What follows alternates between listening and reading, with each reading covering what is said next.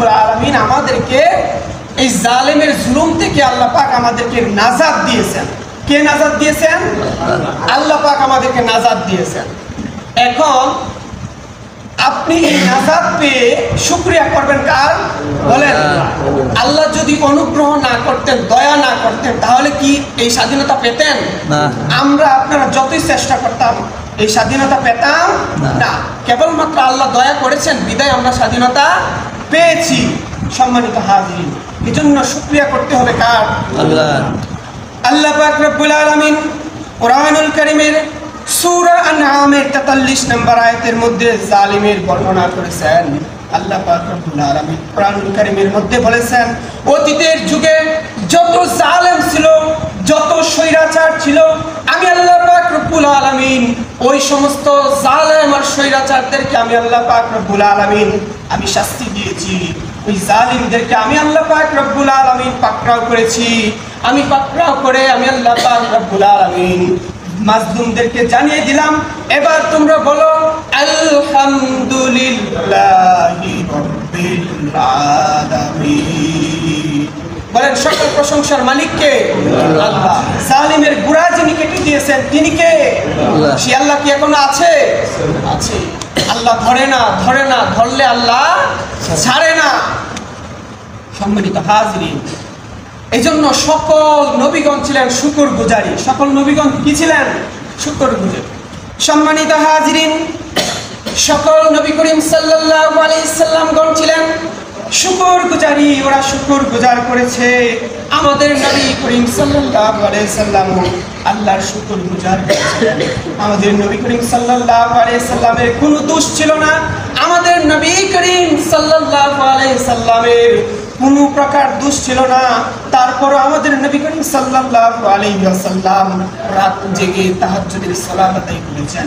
আম্মা জান আয়েশা সিদ্দিকা রাদিয়াল্লাহু তাআলা আনহু নবীজিকে জিজ্ঞাসা করলেন, ওগো নবী, আপনি কেন রাত জেগে জেগে তাহাজ্জুদের সালাত আদায় করেছেন?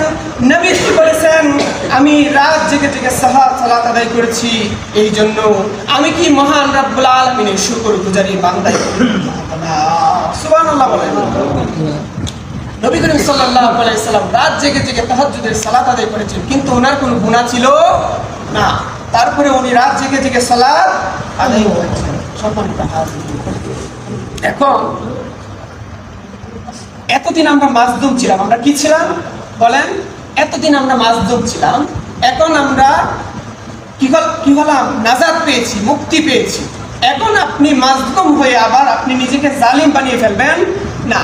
আপনি সুযোগ পেয়ে আপনি এখন মাজলুম থেকে মুক্তি পেয়েছেন। এখন আপনি সুযোগ পেয়ে আপনি মানুষের উপর জুলুম করবেন না। আপনিও যদি জালেম হয়ে যান তাহলে আপনার পরিণতি ওই জালেমের মতোই হবে। সম্মানিত হাজিরিন, এদেশে কিছু মানুষ বের হয়েছে যারা বলে উলামায়ে কেরামদের কি অবদান ছিল। এই যে আন্দোলন ছিল, এই আন্দোলনের মধ্যে উলামায়ে কেরামদের কি অবদান ছিল। শয়তান মনে হয় ওদেরকে নতুন করে মুরিদ বানিয়ে ফেলেছে। কথা বলেন ঠিক কিনা? উলামায়ে কেরামদের কি অবদান ছিল? আপনারা কয়েকদিন এই জালেমের নির্যাতন সহ্য করেছেন। এদেশের উলামায়ে কেরামগণ গত ১.৫ যুগ ধরে এই জালেমের নির্যাতন সহ্য করেছে। কথা বলেন ঠিক কিনা?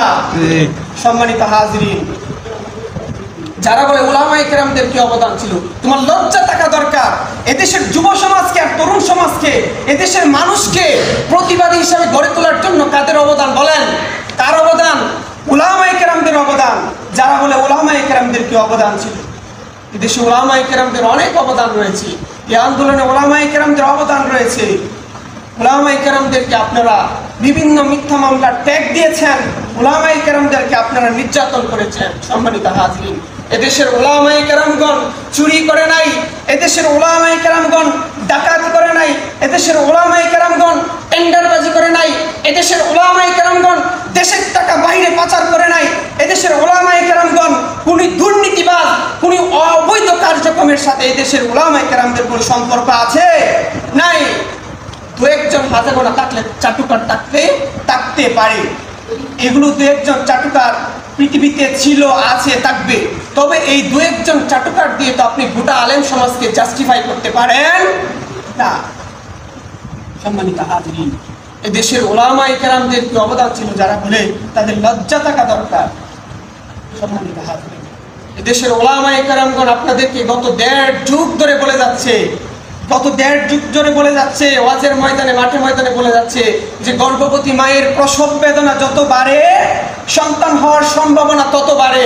এদেশের ওলামায়ে কেরামগণ প্রত্যেক জায়গায় জায়গায় মাহফিলের মধ্যে বলেছেন এই জালেমরা যেভাবে তাদের জুলুমকে বাড়াচ্ছে অচিরেই প্রমাণ করছে এই জুলুমই তাদেরকে ধ্বংস করবে।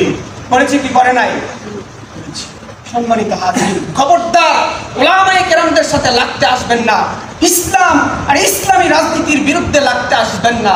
ওলামায়ে কেরামদের ভিতরে লাগতে আসবেন, আপনি ধ্বংস হয়ে যাবেন, আপনার গুড়া আল্লাহ কেটে দিবেন। কথা বলেন ঠিক কিনা? অতীতের যুগে যত স্বৈরাচার ছিল, যত জালেম ছিল, যারা উলামায়ে কেরামদের বিরুদ্ধে ষড়যন্ত্র করেছে, চক্রান্ত করেছে, উলামায়ে কেরামদের গোড়া কেটে চেয়েছে, আল্লাহ পাক রব্বুল আলামিন তাদেরকে পৃথিবী থেকে নিশ্চিহ্ন করে দিয়েছেন। কথা বলেন ঠিক কিনা? এখনো যারা উলামায়ে কেরামদের বিরুদ্ধে ষড়যন্ত্র করবে, উলামা বিদ্বেষী যারা বানাতে চাইবে মানুষদেরকে, আল্লাহ পাক তাদেরকেও এইভাবে ধ্বংস করে দিবেন। এদেশের কিছু মানুষ, এদেশের যুব সমাজকে, তরুণ সমাজকে, এদেশের মানুষকে উলামা বিদ্বেষী বানাতে চায়। কি বানাতে চায়? উলামা বিদ্বেষী বানাতে চায়। সম্মানিত হাজির, বলতেছিলাম যে এতদিন আমরা মাজলুম ছিলাম, মাজলুম থেকে আমরা মুক্তি পেয়েছি, তো ওই মুক্তি পেয়ে আপনি আবার জুলুম করবেন না। সম্মানিত হাজিরিন, আচ্ছা বলেন, এই যে গণভবন আর সংসদ ভবন, এটা কি কারো বাপের সম্পদ নাকি জনগণের সম্পদ? বলেন, গণভবন আর সংসদ ভবন এটা কারো বাপের সম্পদ না জনগণের সম্পদ? এটা আমার সম্পদ, আপনার সম্পদ, আমাদের সকলের সম্পদ, ঠিক না? এটা জনগণের সম্পদ। আমরা সামাজিক যোগাযোগ মাধ্যমে দেখেছি, গণমাধ্যমে দেখেছি, কিছু মানুষ গণভবন, সংসদ ভবনের একদম মেইন বেডরুমে গিয়ে ছবি তুলে আবার সেটা শেয়ার দিয়েছে। এটা বাচ্চা পোলাপান করলে মানাইতো, কিন্তু এমন কিছু ব্যক্তি সেটা করেছে যাদের ব্যক্তিত্বের সাথে এটা যায় না। কথা বলেন ঠিক কিনা? সম্মানিত হাজির, গণভবনে কিছু মানুষদেরকে আমরা দেখেছি, গণভবনের একদম ফ্যান সহ যা আছে সবকিছু লুণ্ঠন করে চুরি করে নিয়ে গেছে। আচ্ছা বলেন, যেই ব্যক্তি সামান্য একটা ফ্যানের লুপ সামলাইতে পারে না, সেই ব্যক্তি কিছুদিন পর নির্বাচন হলে, ইলেকশন হলে, সে যে 2000 টাকা খাইয়া কোনো দুর্নীতিবাজকে ভোট দেবে না, তার কোনো গ্যারান্টি আছে? আছে গ্যারান্টি? নাই। সম্মানিত হাজির, আমরা গণভবনে দেখেছি কিছু কিছু মানুষদেরকে কাপড় চোপড় সহ সব নিয়ে গেছে, এমন কাপড়ও নিয়ে গেছে যেটা বলতে এখন বলা সম্ভব না। গণভবন, সংসদ ভবন এটা হচ্ছে আমাদের সম্পদ, জনগণের সম্পদ। এই রাষ্ট্রীয় সম্পদ দায়িত্ব করা আমাদের সকলের অধিকার। যারা জনগণের সম্পদকে বিনষ্ট করেছে, যারা রাষ্ট্রীয় সম্পদে আঘাত করেছে, যারা রাষ্ট্রীয় সম্পদের মধ্যে আগুন ধরিয়েছে, যারা দেশের সম্পদের মধ্যে আঘাত করেছে, লুণ্ঠন করেছে, দেশের জনগণের সম্পদের উপর যারা হাত দিয়েছে, দেশের সম্পদ যারা বাইরে পাচার করছে, ওরা প্রকৃতপক্ষে দেশপ্রেমিক হতে পারে না। ওরাই হচ্ছে মানবতার দুশ্মন, ওরাই হচ্ছে ইসলামের দুশ্মন। কথা বলেন ঠিক কিনা? যারা দেশের সম্পদ বাহিরে পাচার করেছে, বিশ্বনবী যে হাদিসের মধ্যে বলেছেন, কোন রাষ্ট্রীয় দায়িত্ব পাওয়ার পর কোনো ব্যক্তি যদি 1 সুতা পরিমাণ বা তার চাইতে ক্ষুদ্র কোনো জিনিস যদি বাহিরে পাচার করে, নষ্ট করে, বিনষ্ট করে, তাহলে কাল কিয়ামতের কঠিন ময়দানে ওই কিয়ামতের বোঝা তাকে মাথায় করে উঠতে হবে। সম্মানিত হাজির, এই জন্য সুযোগ পেয়ে আপনি আবার নতুন করে জালিম হবেন না। সম্মানিত হাজির,